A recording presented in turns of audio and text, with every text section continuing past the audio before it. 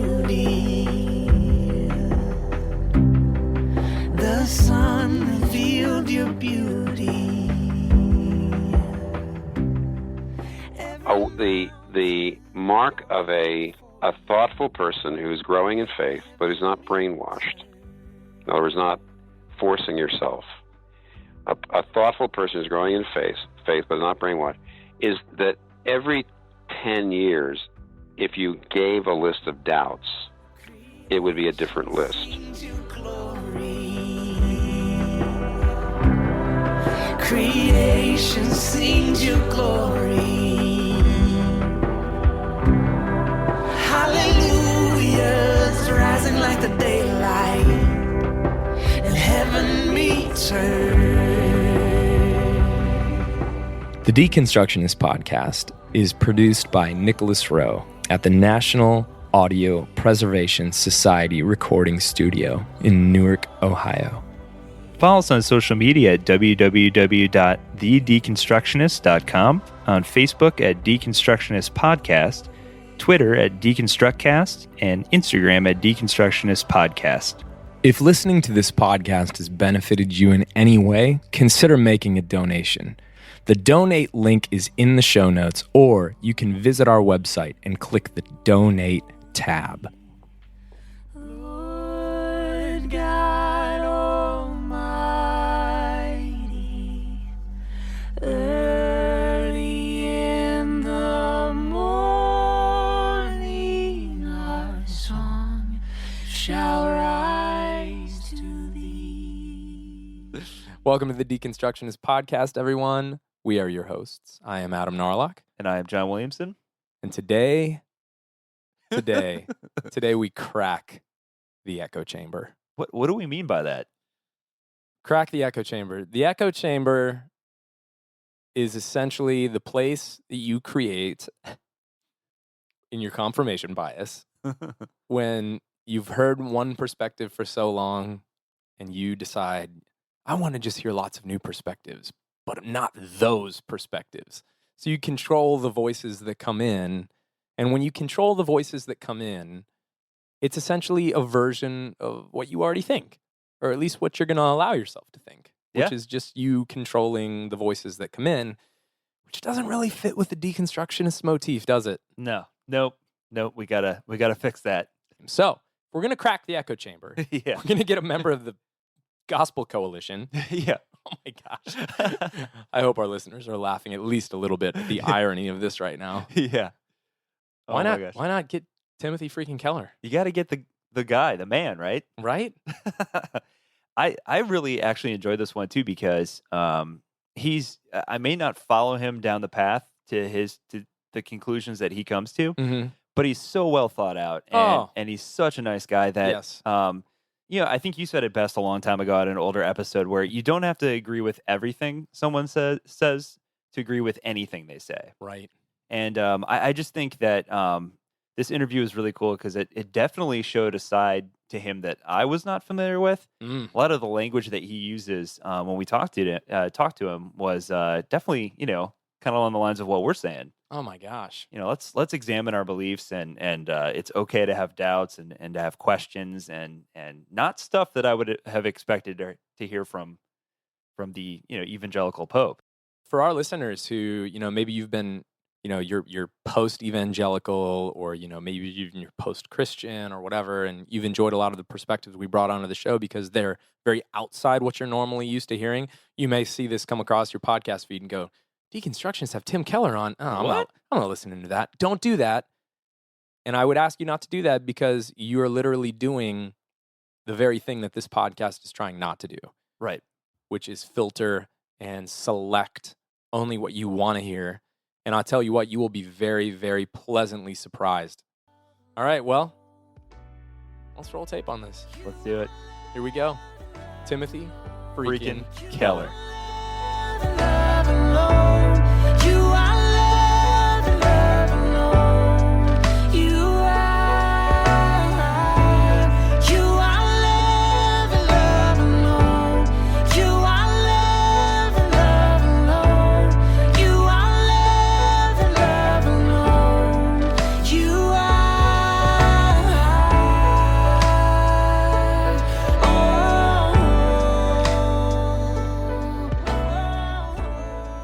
Tim Keller, Dr. Keller, thank you so much for being a part of this with us and being on the Deconstructionist podcast today. Welcome, welcome, welcome. I'm ready to be deconstructed. Well, I think you'll be the one probably deconstructing us. Yeah. I doubt it. and we are ready for that. So we'll go ahead and get started here. So obviously, one of the big things we want to discuss and talk about is this this really great new book that you have coming out. And in fact, upon the airing of this podcast, it'll be coming out that week. I think actually on the day of, but if not, very, very shortly after. It's called Making Sense of God, and an invitation to the skeptical. And that speaks, I think, to a lot of the people that listen to our show, but also I would have a strong feeling that a lot of people who listen to our show are also familiar with the book that came out 10 years ago that you wrote. And this seems kind of like an extension of that earlier book. And was that the intention behind it, or? No, it's more like a prequel. Interesting. Okay. Well, I'll tell you why. I think the book I wrote 8.5 years ago, Reason for God, is a fairly I mean, over the years, everybody has a view of reality. You know, a kind of what's called a comprehensive view. You know, if you say there's no God, that's a comprehensive view. You're saying everything has to have a natural explanation. If you say there is a God, then that's a comprehensive view. So everybody's got these kind of comprehensive views of reality. You really can't function without it. And you know, people over the years, if you're Muslim or if you're a Christian, if you're an atheist, you know, people have written, basically made cases for their point of view. They say, here's why I think my point of view is right and true. So my book, 8.5 years ago, was called The Reason for God. And it basically made a relatively traditional case. You know, what is the evidence that there's a God? What is the evidence that you can trust the Bible? What is the evidence that Jesus ever lived? And basically making a kind of, you know, a case, a 200 or 300 page case for Christianity. Over the years, I came to realize that to sit down and read a book like that and to take all that time to explore it, you had to believe that religion or Christianity was relevant enough to do that. In other words, there's a lot of people who would say, I'm not going to read a 300-page book because, honestly, religion is over, and I don't care if Christianity is true because I don't need it to be true, and I don't see what relevance it is. Wow. And so I came to realize that whenever I would talk with people, that before I could show that it made, you might say, rational sense, I had to show them it made emotional and cultural sense. That is, I had to show them that it did make a difference to a culture or society. It did make a difference to community. It does make a difference to you personally. It may or may not be true, but you ought to at least see that if it was true, it would be an enormous resource for you. And most people are going to say, I don't see it as a resource. So I said, okay, let me tell you why it's a resource. So you're not making a case for Christianity that it's true. You're actually making a case for why it would be good if it was true. And that's what making sense of God is. It's really a way of saying, if Christianity were true, look at the great resources. So it's a prequel. It's for people who are not, you know, frankly, are not willing to give you know, the time to. They're just too skeptical, frankly, of Christianity, or even the need for there to be a God. Now, the only downside is it's another long book, which means to say is I don't believe I felt like it was important to put down all the stuff that I've been saying over the years with a lot of people that I've been talking with about this. And I did want to get it in print, and I did want to get it under 2 covers, but I would actually say it's still a pretty long book. And probably if I was really going to make what's in these 2 books accessible, I'd probably need to create a shorter book that would be a gateway book you could read and say, discuss with somebody and say, okay, now if you really want to get into this, here are the other places to go. So, but that's what it is. It's a prequel. It's really saying, here's why it would be good if Christianity were true. Whereas The Reason for God is on why it is. Well, as somebody that likes to nerd out, one of the things that I appreciated about it, I read it over the weekend. Your publisher got it to me, and I just absolutely loved it. And the thing I like most about you, and I always have loved about you, is just how well researched and how broadly researched you are. That's one of the things people can expect to find in this book. And you always make my reading list grow exponentially anytime I ever read anything Now, that you've are written. are you saying here in public? Are you claiming in public to have read all 668 endnotes? That's amazing. No, I Over am the not weekend? claiming that. In fact, when John came over to record, I was like, look at how many footnotes are in this. This is okay. it's incredible. So you skimmed them. That's fine. That's fine. I did skim the end notes, but to me, in my how I accomplish myself, I say I've read a book when I read the last chapter of a book. But he did actually read this book from cover to cover. I did. That I can attest to by the sheer number of underlined sentences in this book. So looks more like a journal, I think, at this point. But got to. So Well, one great. of the things that I think is really interesting about your work is we kind of have this, I think, false perception of people like yourselves in leadership positions, who are the head of, fairly large churches, as having kind of everything all figured out and never having any kind of doubts. But you've been open in your writing about talking about the fact that back in your college years that you experienced some doubts. And I think that's really remarkable. And I wondered if you could briefly kind of talk about that a little. Oh, well, first of all, before you're a Christian, you doubt it all, and then, which is natural, and then when you enter in, I think you have probably more doubts until a lot of things settle. But in the long run, you I'd say, put it this way, you stop doubting a lot of the basic things, but your doubts start moving out further toward parts of what the Bible says or some Christian teachings. So anyway, I don't think your doubts ever go away, but they should migrate, frankly, and it means that you shouldn't. But if they persist over and over again, then I think you have to sit down and say, okay, what's going on here? You're not growing in faith. But that's another subject, another book, I hope. Sure. It'd be a good one too. I think you could probably write that very, very well. One of the things that I loved, we're going to kind of start asking you some questions from throughout the book here, because you're right, it is very rich, it's dense, it is more, in some ways more sophisticated and deep than Reason for God, and I really did find it an enjoyable, stimulating, provocative, sometimes even disturbing read. One of the things that I liked initially that I thought this would just be a really good fit, you being on the show with us here, is it's something that you have a wonderfully humble reputation for doing. You've been doing ministry in New York since the late 80s. You have a reputation for inviting questioning, inviting conversation, inviting people to air out what they really think, what they really feel. And in the beginning of this book, you talk about how these skeptic sessions that you have, Skeptics Welcome, these questioning Christianity sessions that you did, that a lot of this book is kind of based on, that somebody came up to you at the end and said, that they'd been a Christian in their younger years, and then they moved into becoming an atheist, and then they realized after sitting in with you in one of these sessions that they'd never really, it says, quote, I never really looked carefully at my foundations. I'd been too influenced by my surroundings. I hadn't thought things out for myself. Thanks for this opportunity, end quote. That's kind of what we're all about here, just giving people a safe place, because a lot of people don't feel like they have the safety of doing that in the church. How did you come to a place where you realized that is important and you engage that in a way that is both faithful and open? Because I feel like that is something that you do very well that most people are struggling to figure out how to do. How do you do that?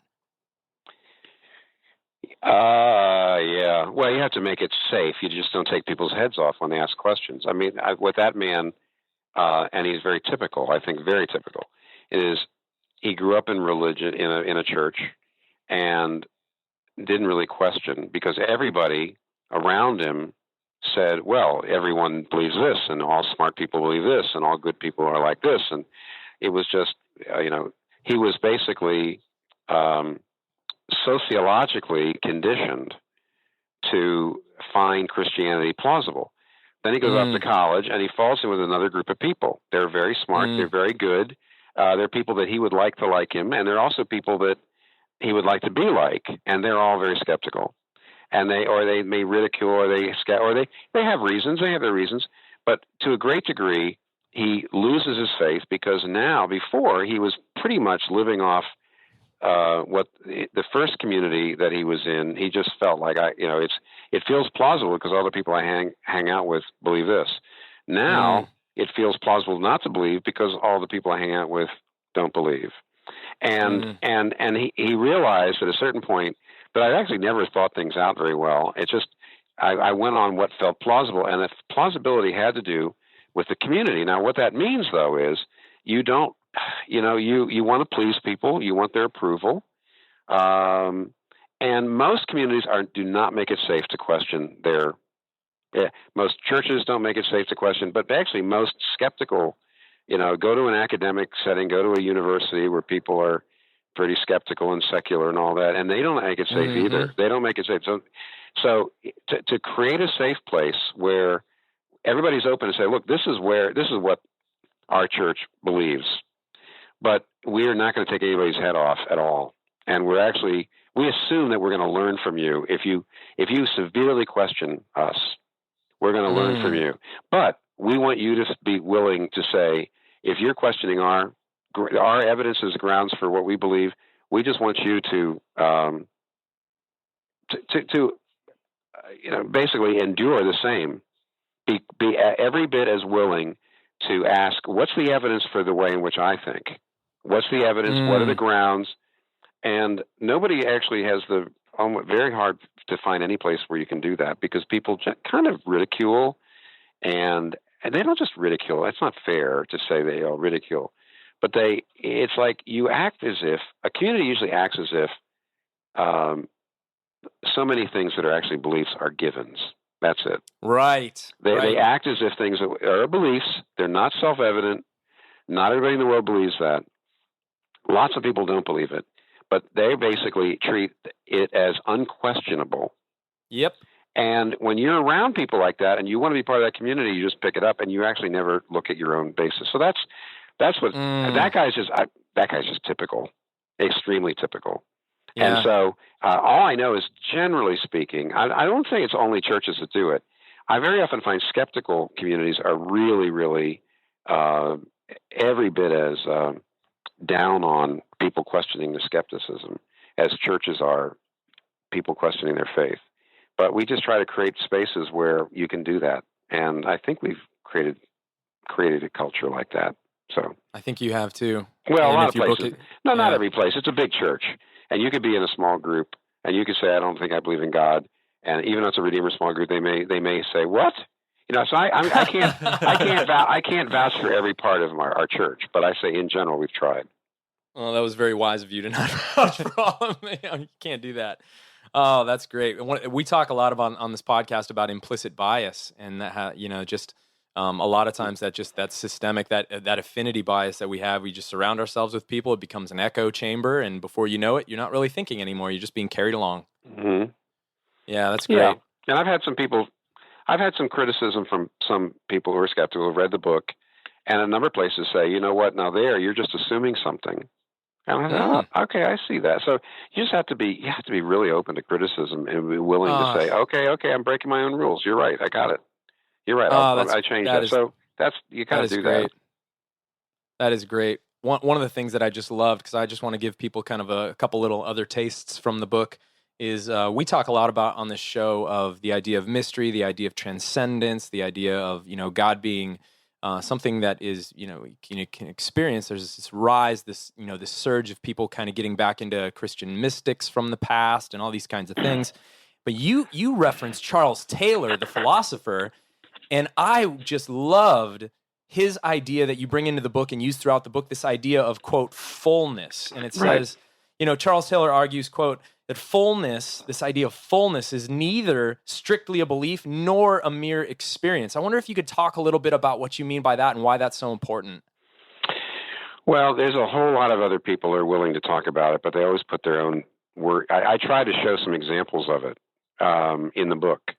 Václav Havel, who was the first president of the Czech Republic, or the Kenneth Clark, who did the BBC Civilization series. there's a lot of people who, in spite of the fact they didn't believe in God, they have intuitive experiences, sometimes very, very strong, but sometimes kind of weak, that that this world can't just be this world.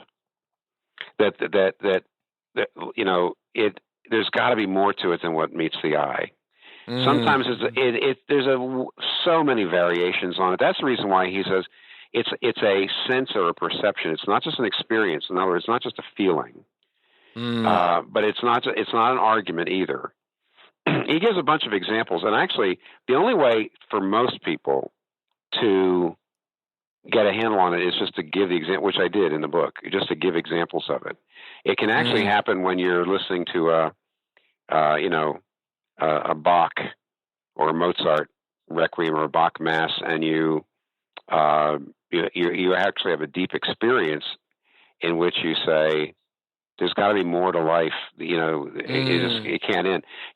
Susan, I think it was, people who have a sense that in spite of the fact that I believe that when my loved one dies, they just are not there. They're just gone. They lost consciousness. They're going to dust. And people who have a very persistent belief, no, there's more to it than that. Most skeptics, when they hear about those beliefs of people with those experiences, can write them off. That's wish fulfillment. That's all it is until they have one. Man. And then they realize that, no, it's some kind of experience of transcendence that's really difficult to account for. And now, not everybody's had them, and therefore, this is no proof of God. But it is. When you read the accounts, you start to say, huh. So in the very beginning of the book, what I'm trying to show is right now 4 out of 5 people in the world think it makes sense that there's a God. And that number is going up, in the future to 8 out of 9. I mean, in other words, that's where we're going. So you have to ask yourself the question, why do so many people think, especially when there's a lot of people who believe who are not under social pressure to do it. And so all I'm trying to do in the very beginning is say, well, here are reasons why a lot of people find secularism just isn't enough. And some people do, like Jürgen Habermas and Tom Nagel, people who say they're still atheists, but they still say, you know what, secularism by itself can't account for things like consciousness or human rights or things like that. But there's other people like Václav Havel and even Barbara Ehrenreich and other people like that who have these experiences of transcendence, and they can't account for it. And I'm just telling you the facts. I'm just telling you there is a significant number of people that have those experiences. So good. Yeah. And so, Taylor, a couple of places, Taylor says that thing of some skeptics and atheists have really cried foul over that. They've just said, hey, there's no way to refute you. I can't refute you. You're just saying lots of people have these feelings, and other people say, yeah, I have those feelings. And they say it's kind of unfair. And Charles Taylor says, I'm just reporting. Yeah. So. I mean, how do you argue with that? And, that's the thing I like. You're not really trying to argue. No, we're not. And I'm trying to explain why religion's not going away.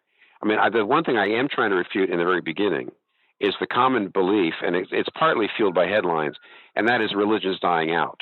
Younger people are less religious, and it's going to keep on going in that way. And religion is becoming irrelevant. We don't need religion anymore.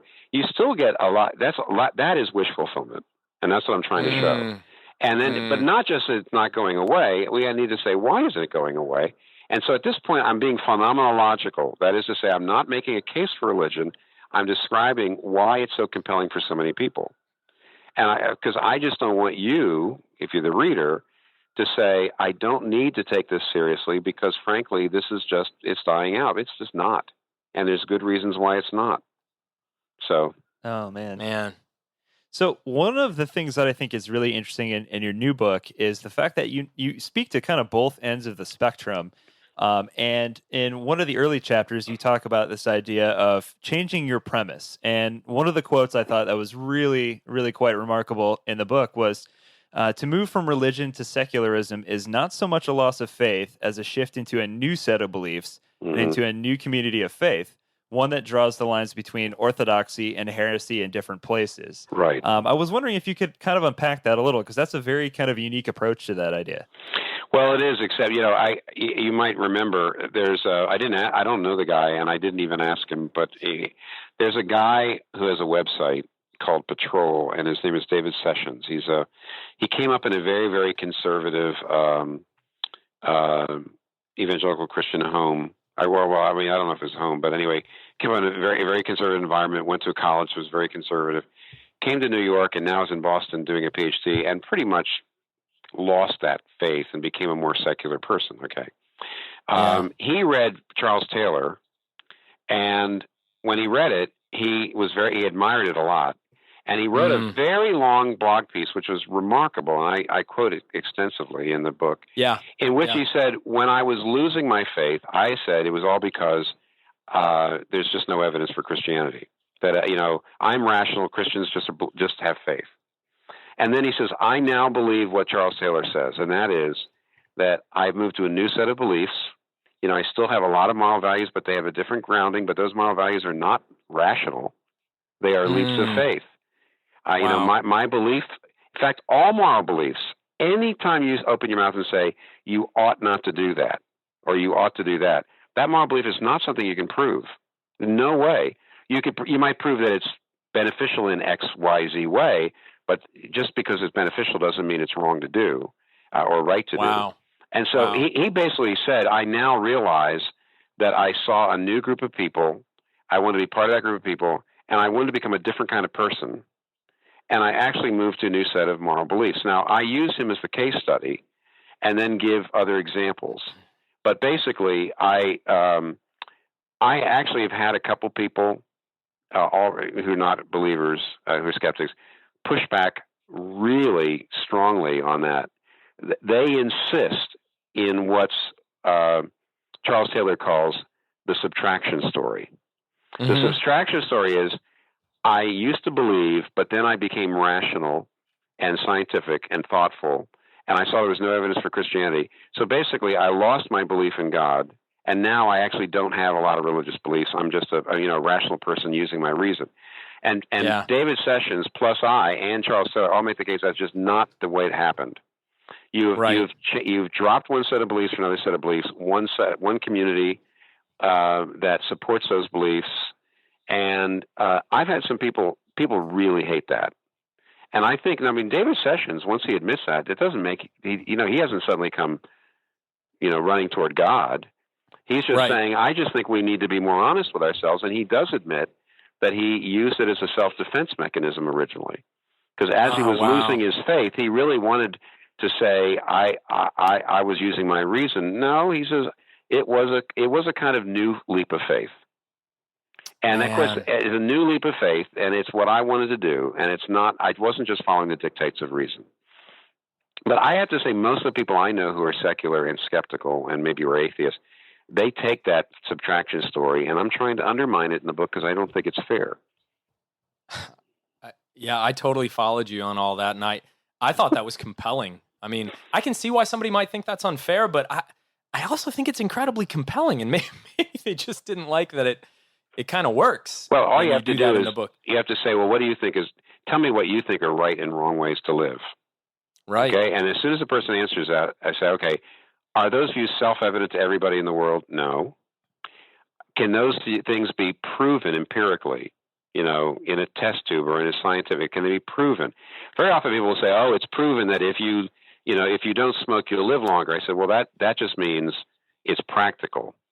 It's also, by the way, it might be even practical to starve the poor. The whole point is, as soon as you get into cost-benefit analysis, that is making no case for whether something is right or wrong to do. I'm not asking whether it's practical to do or not practical. And by the way, even practical depends on what you think is a good way to live. Because cost-benefit analysis assumes your understanding of a benefit, what will make you happy, and in the end, that's always subjective too. So you basically, if somebody says, "Oh, I'm just going with reason. I'm not, filled with religious beliefs," I'll say, "Okay, tell me what's right or wrong in a way to live." As soon as they tell me, I say, "If it's not self-evident, it's not empirically proven, this is a new set of religious beliefs that can't be empirically proven, and you got a new community, and you got new orthodoxy, and all that. Let's just admit it. And therefore, you can't prove your position, and I can't prove my position. So what we have to do is we have to compare them by saying which one makes more sense to the life we see in the world, to our human intuitions. So which one makes what? So what it does is it levels the playing field. It's as simple as that. I'm trying not to prove Christianity. I'm just trying to say the playing field is absolutely level. You must not say, I'd be happy to believe in God if you could prove it. That's my point in the first part of the book. Or I'd be happy to believe in Christianity so you could prove it. You have to turn around and say, you cannot prove where you're standing either. The way in which you determine these things is you compare systems of thought, and you look at which ones are most consistent within, which of them are, which of them are livable, which are livable. And there's a whole lot of ways in which you decide how the systems make sense, but don't just sit there and say there's I'd be happy to believe as long as you could prove it, because that's adopting a kind of high moral ground that you really don't have the right to be in. Right, you're asking somebody to do something that you yourself aren't doing. You're right. That's exactly right. You see why this book is not proving Christianity is true. It's talking about that's what I actually love about it. Yeah, how do you go about deciding whether anything is true? And it's not as easy as maybe you think. When I'm overcome by fear and I hate everything I know, if this waiting lasts forever, I'm afraid I might let go. I'm afraid I might let go. Oh,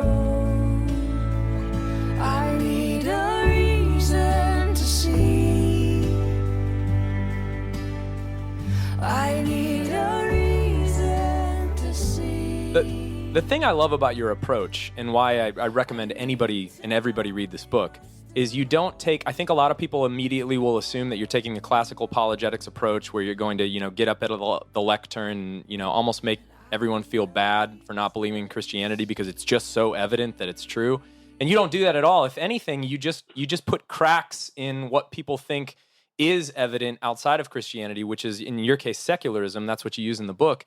And instead of, trying to prove Christianity, it gets to actually my next question. You try to get people to doubt their doubts. That's the first part. That's the first part of the book. Yeah. And I think we can all learn from that. No matter where we're at, we can all learn from that. So talk to us a little bit about doubting your doubts. You talk about, there's a case study in the book where you talk about a young man that heard you mention that once, and he says, quote, "I'd never realized that there had to be some faith under my doubts." Right. Yeah. What do you mean by that? Yeah, what he meant was, here's an example.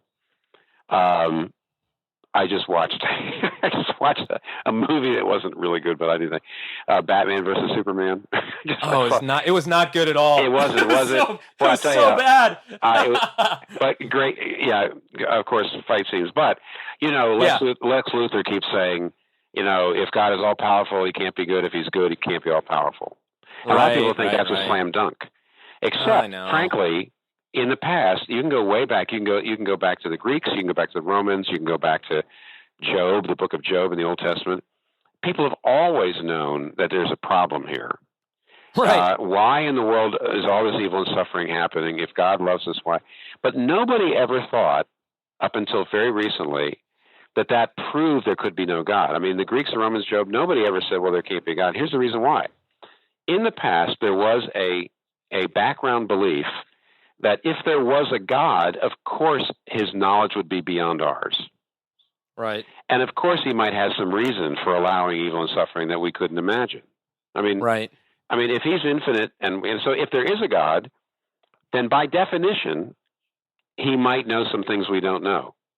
And whereas today, what we say is, if I can't think of any good reason why God would allow evil and suffering, there can't be any. Now, that is that's a non sequitur right there. Because if you say, if I can't think of anything and there is a God, God couldn't have any knowledge that I don't have. That's just crazy. But that actually is a background belief, which is, I have the ability to exhaustively understand the world with my reason. That's a modern belief. Right. It's a background belief. I'll say it again. I have the ability with my reason to exhaustively understand the universe. And if I think long enough, and so there's this higher, the background belief is far more confidence in my own critical thinking to be able to plumb the depths of the universe that ancient people didn't have. Now, therefore, you have an assumption. It's a leap of faith. The ancient people would think it's crazy. You certainly can't prove it. And it's the reason why that objection to evil and suffering feels compelling to you. If somebody says that disproves God, you can go underneath and say, there's a leap of faith you're making. And that is that if you can't think of anything, therefore God couldn't. And that, that may or may not be true. In other words, you're saying if there is a God, God can't be a whole lot smarter than me. Which, of course, on the surface of it looks silly. I'm trying to make it look silly. I'm trying to. But the point is, it's a leap of faith. And the ancients seemed a lot more, frankly, it seems more cogent to say that maybe there's a God, maybe there's not. But if there is a God, of course he might have reasons that we couldn't plumb the depths of. So what I would try to say there is, have you doubted your doubt? Have you looked at why your doubt about God, because of evil and suffering, have you looked at how it's based on a major leap of faith? And let me ask you, what's the grounds for that belief that there couldn't be anything that God has in mind up his sleeve that I don't know? What's the basis for that? Well, there's not much of a basis for it, and that's exactly how you doubt your doubt. So you go through every single other one of your doubts, you always find something down there. And I'm just trying to show you that the doubts you have are not insurmountable. They're just not. There's no doubt that's insurmountable.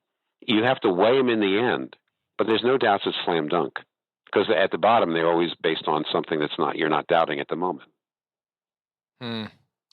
What I love about that is no matter who's listening to this show, be it a skeptic, somebody that's de-churched, somebody that's firmly rooted, maybe they're an elder or a pastor in their church, getting to a place where you don't have any doubts, as you said before, it kind of means like you're not moving, and questioning and doubting the faith leaps that you're taking provides an exhilarating, wonderful opportunity to continue to grow in your community, grow in your research, grow in your exposure to different ideas. And I just love what you're saying. I think it's so useful. And we're getting a little short on time here, and I know you've got different appointments to get to. I'd love to end with one last question and referenced in your book. One of my favorites, actually, which I thought was just beautifully and simply put. You talk about towards the end of the book, where it's you're talking about, is it reasonable to believe in God? There's this little mini chapter, kind of, you have chapters within chapters, sort of like sections of the book, and you talk about why not reconsider your premise, and you say, quote, if the premise that there is no God leads most naturally to conclusions that are not true, that moral obligation, beauty, meaning, and the significance of love, things like our consciousness of being, that these must all just be illusions, then why not change your premise? I love that. I've never heard it put like that before. And so, there's all these things: justice, hope, consciousness, beauty, love. And if you're a pure secularist in the way that you talk about it in the book, you've kind of got to do a workaround for all those things that are a little bit more flimsy than if you just change your premise. In closing here, and hopefully everybody will run out and grab this book and put a crack in their echo chamber and learn to doubt their doubts a little bit. And if you could just talk a little bit about that, reconsidering your premise. Well, yeah, I mean, I right now there are some top philosophers in the world who would continue to say that they don't believe in. They actually call themselves atheists because, like Tom Nagel, for example, which I'm still an atheist, because what he says is, I don't believe in the Christian God. I'm not a theist in the sense I don't believe in the traditional God. But basically, a guy like Tom Nagel, in his book Mind and Cosmos, he did reconsider his premise, because he said, consciousness, we really can't explain ideas through the brain. We don't know how the brain produces ideas, and I don't think we ever can. He makes very difficult, and I would say high level, not easy to read, but very, very kind of world-class arguments to say you can't explain consciousness just through biology and the natural. He certainly says moral values. He says, because I actually do believe that some things are just wrong, not just impractical, but wrong. He says, I can't believe that just there's nothing else. In the end, I think he actually leans toward what we call pantheism. And he leans toward the idea that the natural world is not all there is. There is a supernatural. There is something beyond the natural world. There's either a kind of an impersonal God, like Buddhism would say, or Hinduism. So he actually, it just doesn't make sense to him to do the Jewish, Christian, Muslim personal God. But he clearly just looked and looked and looked, and actually, I think it pushes him out. And he's very careful. He's just basically saying it can't be that there's nothing but matter. He says there can't be that there is only matter. That just doesn't fit. And here's a guy in his 70s, world-class philosopher. I think you may say that's not very much. And of course, I'm a Christian minister. I would like the man to, I'd like the man to believe in Jesus, of course. I want everybody to believe it. But so you might not seem like a lot, but I have a huge admiration for a guy who's willing to rethink the premises when you're one of the top philosophers in the world and you're being looked at and attacked, by the way, by all kinds of other people who say, you're nuts, you're going religious on us. He says, no, not really. I'm just saying there's got to be something there besides matter. So there we are. I love it. And I think that's a beautiful place to close. It leaves a lot to be, wondered about what else could be in this book. There's so much good research, so much good perspective. And I just want to thank you for taking the time to write it, for inviting people into question, for making your church, your community, and all those places around you a safe place. Thank you for coming on here. Hopefully you felt safe. Hopefully you enjoyed it. Thank you. I did. And we know that you have a schedule to keep, so we're going to let you go. But God's blessings on you. Okay. And thank you so much for being with us. Well, and thanks for your kind words about the book too. Thanks a lot. Oh, it's wonderful. I enjoyed it immensely. All right. See you later. Thanks, Dr. Keller. Bye. Our hearts are restless until they find rest in you. This is where my hope lies. This is where my soul sighs. And I will always find my rest in you. So full of mercy,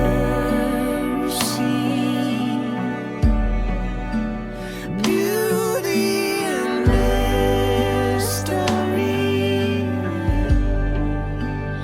You are most hidden. Dude, I got to be honest, that was weird for me.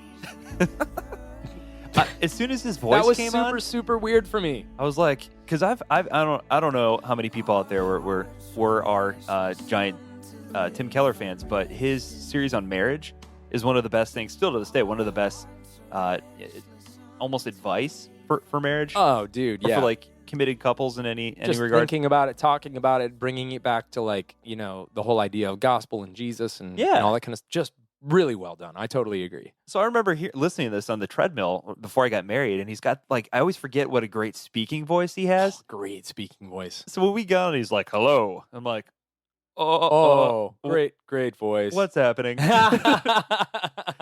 like, "Oh, it's real."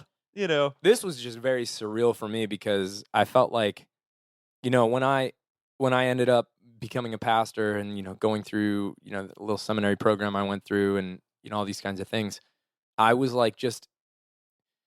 I was out of my early 20s Mark Driscoll phase, thank God.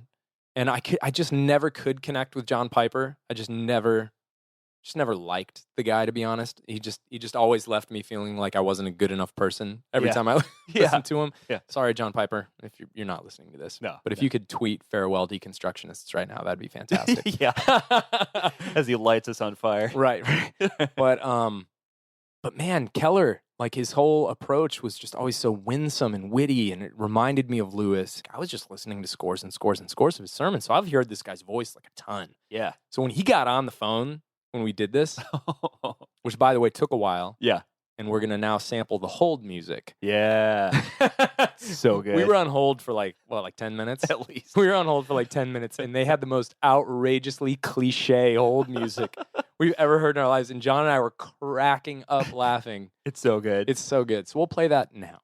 Yeah.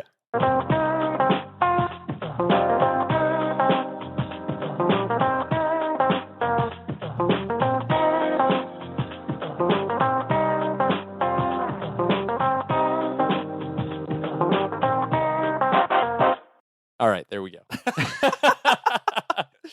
His secretary or assistant, whatever function Andy serves, she. By the way, if she's listening out there, she is the sweetest person She ever. was So wonderful. nice, So nice. And she's like, "Well, Tim's still talking to somebody." We're like, we'll wait. Yeah, it's fine. We're here. We'll wait. We're not going anywhere. We're in Adam's basement. Yeah, Just sitting here awkwardly. just waiting. So when his voice finally came on, it was very weird. Yeah, Very weird. It was very, very strange yeah, experience for me because, like, deconstruction is a weird journey. And, like, I don't know how many of the listeners out there have had falling outs with their families or just a fracture that wasn't easy or gradual or gentle. Going back to some of that stuff can be really awkward. And it felt a little awkward for me. I felt like there was a little boy inside of me wanting to be like, I'm sorry, Tim. I'm sorry for deconstructing. But I can't stop now, and I don't want to. It's too late. I hope you're not mad at me. Oh, Uncle Tim's so mad. And so when he totally got what we were doing, and in a lot of ways unexpectedly talked about a lot of the same things that we always talk about, that was very interesting for me. I wasn't expecting that at all. Yeah, it was. I think we said in the intro. I was very surprised. I think at. Like I knew he's always come across like he just has this heart for people, and like he's just like, look, can we just like at least talk about it, you know? And I think that's what's so compelling about not only his writing but his speaking, obviously, and he has a huge church in New York City. Mm-hmm. But yeah, it was surprising, and it felt comfortable from the get go. Yeah, it was really great. One of the things that I just love that he's always talked about, but I'm glad that in this book he focused a little bit more on it, is this whole idea of challenging your own doubts. Yeah. Like, yeah, we have doubts, but he's like, don't let your doubts actually become these authority figures in your lives that go unchallenged. So you have to learn to almost, if you're going to be skeptical, you have to also learn to a degree to be skeptical about your own skepticism. Yeah. And that's, and then, well, are you going to be skeptical about your skepticism? Like, you can keep going with that, but I think the point is, just because you've learned something new and you've learned a new way of thinking about things, don't blindly even follow that. Like, there's an aspect of skepticism. He even said this in the interview. There's, if you're not doubting, you're kind of flatlining, which is funny because you know who else says that? Rob Bell. Whoa. So it's like there's so much parallels between all these people that people want to think are like miles apart, and they're so disparate in their thinking. And it's like, no, people that are reasonable and are trying to get away from just ego-centered, dualistic, just, in, out, right, wrong. If people want to just have conversation, it's amazing to me how much we always end up saying a lot of the same things. Yeah. Yeah, I mean, a bunch of the things that he said really, really stuck out to me. But one of the things kind of go along with what you're saying is where he talks about, like, not only is doubt okay, but every once in a while you should have questions and doubts. They should just evolve and change over time. Yeah. And I'm like, oh, yeah. And it's like, who can't relate to that? Yeah, looking back, if you actually analyze the things that you had questions about, like mine have definitely changed and evolved over time. Hugely. It's like, that first crack in the, like, if you're a Christian, like that first crack in like that, what does it mean that Scripture is inerrant? Yeah. The first crack in like the authority of Scripture is like traumatic. You're like, whoa, wait, I've got no ground to stand on. And then, you keep moving and you listen to a lot of people and you realize that, that's not so bad and the sky's not falling and, everything's not coming apart. And you move on, and that's not a very important doubt to you anymore. Right. And, then it becomes something else. But the fact that you're always coming up with new things to think about, evaluate, hear new perspectives on, it means you've got a vital connection with your beliefs or your faith or your community or your tradition or whatever. Anyway, so many good things to talk about in that. I hope y'all got as much of an earful as we did. Yeah. Really good. And I mean, I just want to say a thank you to all of you listeners out there, new listeners, old listeners. We've had just like a giant hug from you guys this month. And we needed it. Yeah, Adam and I on a slightly personal note of just being run ragged with our full-time jobs, aka our fundraising for the podcast. So it's been, as you guys know, we do a lot of this in what little spare time we have between full-time jobs, family, second jobs, third jobs, school, Yeah. So, a lot of times, we're running on less than empty, running on fumes, and sometimes it's like, man, like it kind of seems daunting to even record like an intro and outro, but I don't know if I can tonight, John. I know.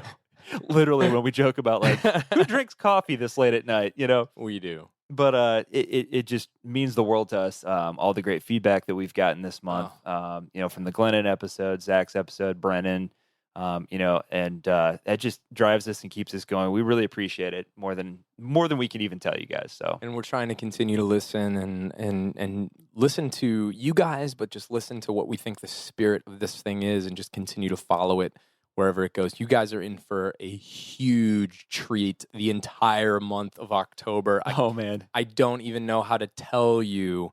Let's talk about it a little bit. Oh man, we can reveal it now, I think. So it's next week, October. This is funny, but October, like if you grew up as a fundamentalist Christian, yeah, October was not a month that you looked forward to. No, because you were like, for me, I was not allowed to trick or treat. Right. There got to a point where I really wasn't even supposed to talk about Halloween anymore. We just substituted the word harvest in. Going to a harvest party. Yeah. These are harvest candies. Trunk or treat. Yeah, trunk or treat, whatever.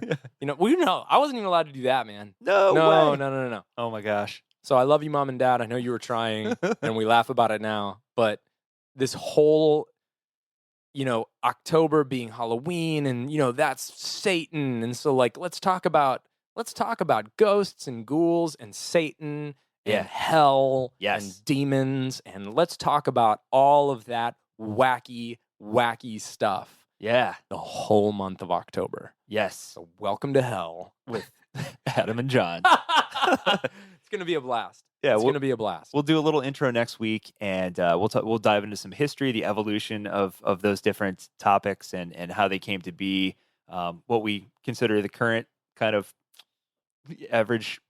We've got some new guests coming on. Yeah. Stay tuned for some new guests. We've got some old guests returning. I'm really excited about that. Really excited about that. Yeah. It is just going to be a blast. Obviously a little tongue in cheek, a little, we like to be lighthearted about things that are, infinitely important. But at the end of the day, there's just a lot of great material, a lot of just brilliant people coming on to talk to us about all things dark in spirituality. Yeah. So it's going to be a lot of fun. And then the rest of the year, you guys have no idea. We have it planned out. We have some really cool, unique guests coming up in November. And then December, we have some other really great guests, one of which we've been holding on to for a really long time. Oh, good Lord. I always forget. I don't forget. I know. But like we're just really excited to finish off the year with you guys. Like we have some really cool treats in store. So it's going to be amazing. Yeah, hang in there. We love you guys more than we could say. Anybody that's listened once or to all the episodes or anything in between, anybody that's given a word of encouragement or $1 in donation, we run on the fact that we think that we are doing something that people are connecting with and people need. And we'll keep doing it as long as we can. Oh, dude, yes. All sons and daughters this week. Yeah. We figured apropos. This is very apropos. Let's just go with a straight up evangelical, beautiful worship music to crack the echo chamber. Yeah.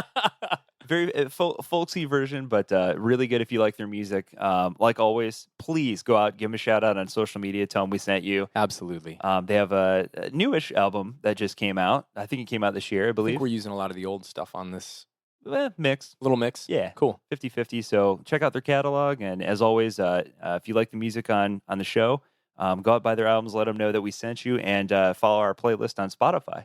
Beautiful. We love you guys so much. And for now, we are your hosts. I'm Adam Narlhawk. And I'm John Williamson.